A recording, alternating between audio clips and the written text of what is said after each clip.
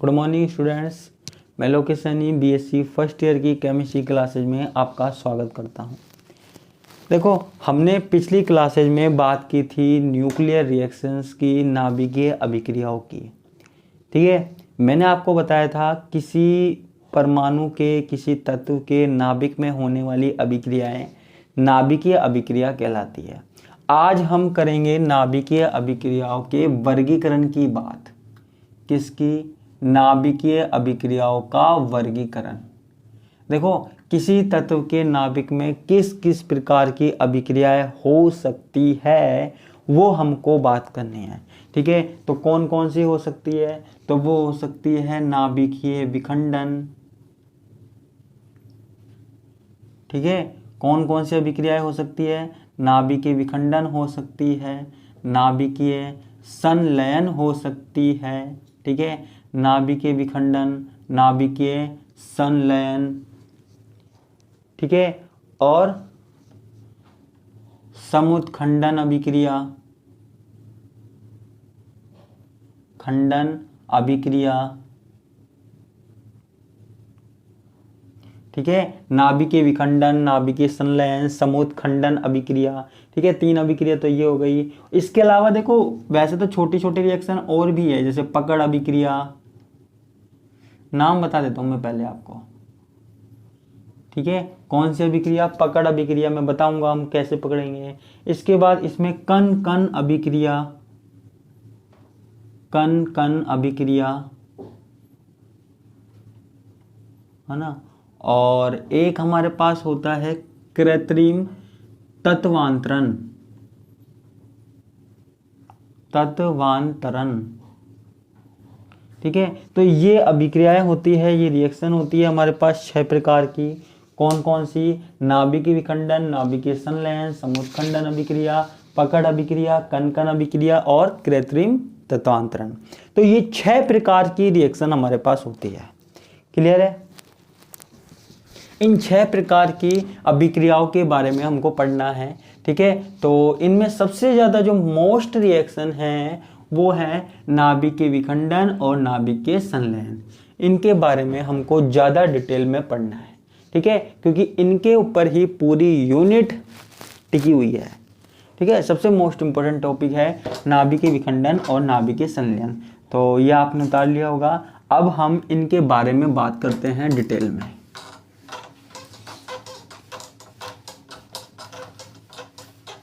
ठीक है, तो सबसे पहले हमारे पास बात आती है किसकी? नाभिकीय विखंडन की बात आती है। किसकी बात आती है? नाभिकीय विखंडन। ठीक है, नाम से ही पता लग रहा है, नाभिकीय विखंडन यानी कि नाभिक का टूटना। क्या? नाभिक का टूटना। सबसे पहली बात, जो नाभिकीय विखंडन है उसको सन 1939 में बताया गया। ठीक है, सन 1939 में किसने बताया? ठीक है, ओटो हॉन व स्ट्रोसमैन ने बताया। मैन ने बताया। ठीक है, नाभिकीय विखंडन कैसे होता है वो किसने बताया? सन 1939 में ओटो हॉन व स्ट्रोसमैन ने बताया। ठीक है, उन्होंने किया क्या? उन्होंने किया क्या? जैसे उन्होंने यूरेनियम ले लिया। ठीक है, यूरेनियम ले लिया 92, है ना, जिसका परमाणु क्रमांक होता है और द्रव्यमान संख्या 235 वाला, है ना। इसके और भी समस्थानिक होते हैं। उन्होंने क्या किया? इस यूरेनियम पर न्यूट्रॉन की बौछार करवाई। इस यूरेनियम पर किसकी बौछार करवाई? न्यूट्रॉन की बौछार करवाई। तो उन्होंने क्या देखा? ये जो न्यूट्रॉन के द्वारा यूरेनियम 2 अलग अलग भागों में टूट गया। ठीक है, जब यूरेनियम पर न्यूट्रॉन की बौछार कराई गई तो यूरेनियम 2 भागों में टूट गया। कौन कौन से? एक तो बेरियम 56 और एक क्रिप्टॉन। ठीक है, 2 भागों में हमारे पास टूट गया, है ना। ये 141 और ये 36 नंबर पर आता है। तो 36 नंबर पे आता है क्रिप्टॉन, है ना, तो ये 92। ठीक है, ये 2 भागों में टूट गया, तो यहाँ पे बैलेंस हो गया क्या, तो 56 और 36, 5 6 7 8 9, तो ये 56 और 36 तो क्या हो गया, बैलेंस हो गया 92। और यहाँ पे 235 और एक 236। ठीक है, द्रव्यमान संख्या, अब मैंने कहा था ना बैलेंस करना है इनको, तो यहाँ भी बैलेंस करना है, तो 141 और 92, 236 हुआ क्या, नहीं हुआ, केवल कितना हुआ, 233 हुआ, है ना, क्योंकि यहाँ पे 3 न्यूट्रॉन और बाहर निकलते हैं। ठीक है, क्या निकलते हैं, 3 न्यूट्रॉन और बाहर निकलते हैं। देखो रिएक्शन जो है बड़ी खतरनाक होती है, इसके बारे में हम आगे बहुत ज़्यादा डिटेल में पढ़ने वाले हैं। ठीक है, ओटो हॉर्न व स्ट्रोसमैन ने बताया कि जब हम यूरेनियम पर न्यूट्रॉन की बौछार करवाते हैं, ठीक है, यूरेनियम पर न्यूट्रॉन की बौछार करवाते हैं तो यूरेनियम 2 भागों में टूट जाता है। कौन कौन से, एक तो बैरियम, एक क्रिप्टॉन, साथ में 3 न्यूट्रॉन भी निकलते हैं और ऊर्जा भी निकलती है। ठीक है, अब देखो उन्होंने क्या कहा, अगर हम इसी यूरेनियम पर दोबारा किसकी बौछार करवाएं, न्यूट्रॉन की बौछार करवाएं। ठीक है, दोबारा से न्यूट्रॉन की बौछार करवाई गई, तो दोबारा से न्यूट्रॉन की बौछार करवाने पर ये फिर से 2 भागों में टूट जाता है। ठीक है, ये फिर से 2 भागों में टूट जाता है, एक तो ये Zr जिरकोनियम, ठीक है, और एक टेलुरियम। ठीक है, Te, ये 96 और ये 132। ठीक है, तो इसमें टूट जाता है, साथ में यहाँ पे भी 3 न्यूट्रॉन बाहर निकलते हैं और एनर्जी बाहर निकलती है। तो यहाँ पे क्या बताना चाहा ओटो हॉर्न ने और स्ट्रोसमैन ने, उन्होंने ये बताया कि अगर हमारे पास कोई यूरेनियम है, उस पर हम न्यूट्रॉनों की बौछार करवाते हैं तो यूरेनियम अलग अलग भागों में टूट जाता है ना। तो एक बार हमने करवाया तो वो अलग भागों में टूटा, दूसरी बार हमने करवाया तो फिर अलग भागों में टूटा, तीसरी बार हमने करवाया तो अलग अलग भागों में टूटा। लेकिन दो लगभग समान 2 बड़े बड़े परमाणु हमारे पास बनते हैं। ठीक है, तो मैं लिखता हूं, इन्होंने बताया, किन्होंने, ओटो हॉर्न और स्ट्रोसमैन ने, इन्होंने बताया कि, क्या बताया, इन्होंने बताया कि यदि न्यूट्रॉन को ये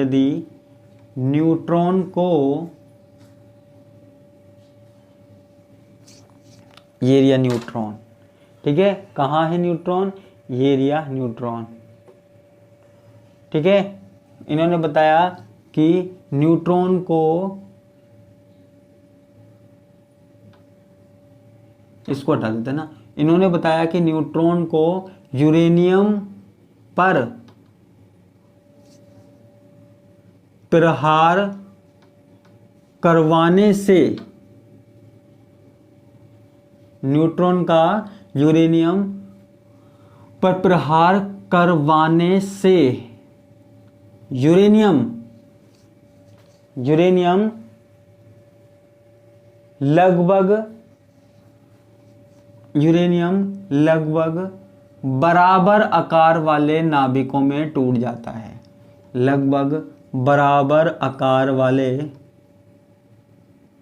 नाभिकों में टूट जाता है, नाभिकों में टूट जाता है।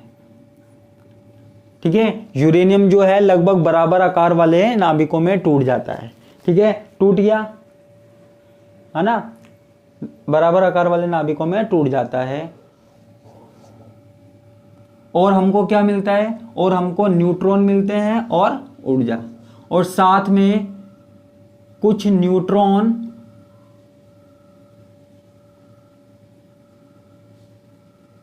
ठीक है, और साथ में कुछ न्यूट्रॉन व ऊर्जा भी मुक्त होती है, ऊर्जा भी मुक्त होती है।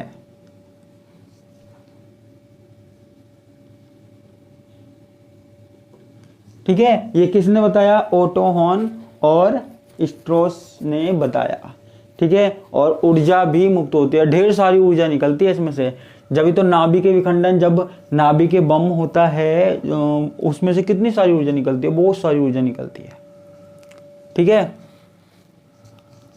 तो यहां पे भी हमारे पास क्या होगा? न्यूट्रॉन व ऊर्जा क्या होगी? मुक्त होगी। बहुत सारी न्यूट्रॉन और ऊर्जा मुक्त होती है। आगे लिखते हैं, बार बार न्यूट्रॉनों का प्रहार कराने पर, ठीक है, जैसे हमने एक बार करवाया तो हमको ये बेरियम और क्रिप्टॉन मिला, हमने दूसरी बार करवाया तो हमको ये जिरकोनियम और टेलुरियम मिला। तो बार बार न्यूट्रॉनों का प्रहार कराने पर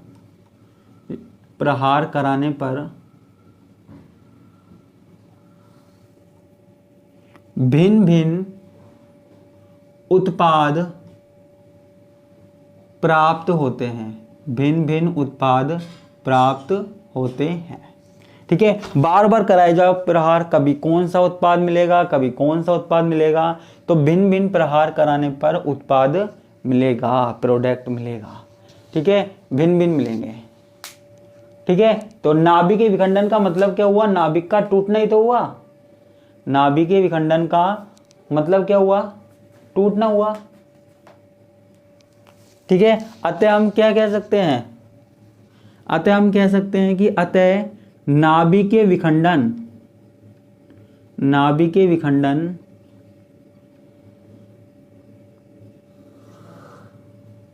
वह अभिक्रिया है। अभिक्रिया है, कौन सी अभिक्रिया है? ठीक है, वह अभिक्रिया है या वह क्रिया है जिसमें नाभिक लगभग,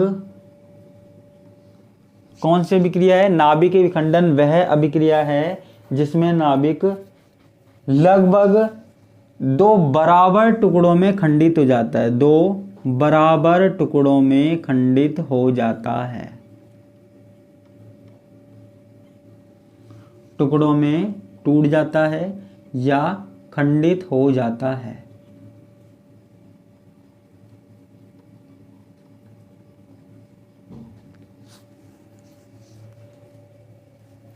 ठीक है, नाभिक के क्या होता है? दो बराबर टुकड़ों में टूट जाता है या खंडित हो जाता है। ठीक है, और साथ में क्या निकलती है? ऊर्जा, और साथ में ऊर्जा मुक्त होती है, और साथ में एनर्जी रिलीज होती है, ऊर्जा मुक्त होती है।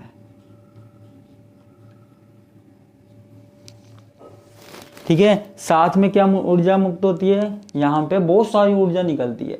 ठीक है, और ये ऊर्जा हमारे पास काम में ले सकते हैं। ठीक है, ये ऊर्जा काम की भी होती है, हालांकि विस्फोट होता है तब भी ऊर्जा निकलती है ना, वो कोई काम की नहीं होती। लेकिन इस ऊर्जा को अगर हम सही तरीके से काम में लें तो हमारे पास बहुत सारे काम हो सकते हैं। इस ऊर्जा से हम बिजली बना सकते हैं, और भी बहुत सारी जगह हम इस ऊर्जा को यूज कर सकते हैं। ठीक है, अगर सही तरीके से इसका इस्तेमाल किया जाए तो। ठीक है, तो नाभिक के विखंडन में क्या हुआ? एक बड़ा नाभिक है, यानी कि जैसे यूरेनियम है, उस पे हमने न्यूट्रॉनों की बौछार करवाई, तो जो नाभिक है वो लगभग दो बराबर भागों में टूट जाता है। बिल्कुल बराबर तो नहीं, थोड़ा आगे पीछे हो सकता है, बराबर भागों में टूट जाता है लगभग। और साथ में न्यूट्रॉन्स निकलते हैं कुछ, साथ में ऊर्जा निकलती है ढेर सारी, जो हमारे काम की होती है। ठीक है, तो वो हमारे पास यहाँ पर निकलती है। तो ये हमारे पास क्या होता है? नाभिकीय विखंडन की बात होती है। क्लियर है? ठीक है, अब ये जो नाभिक टूटता कैसे है, ठीक है, तो ये वाली बात और मैं आपको बताता हूं, नाभिक क्या है, टूटता कैसे है।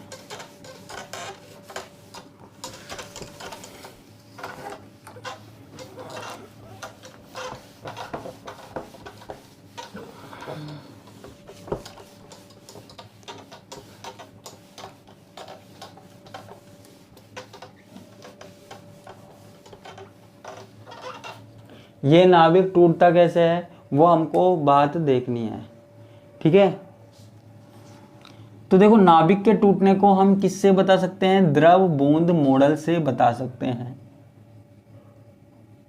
ठीक है, देखो नाभिक के विखंडन में ढेर सारी एनर्जी निकलती है, बहुत सारी ऊर्जा निकलती है। अगर इस ऊर्जा को नियंत्रित कर लिया जाए ना, इस एनर्जी को अगर कंट्रोल कर लिया जाए, नियंत्रित कर लिया जाए, तो हमें बहुत फ़ायदा हो सकता है। लेकिन अगर इसको नियंत्रित ना किया जाए तो ये जो नाभिक के विखंडन है, इसके बहुत ज़्यादा विनाशकारी प्रभाव हो सकते हैं। दुनिया को बहुत ज़्यादा खतरा हो सकता है, डेंजर हो सकता है। किससे? नाभिक के विखंडन से। ठीक है, किससे हो सकता है? नाभिक के विखंडन से।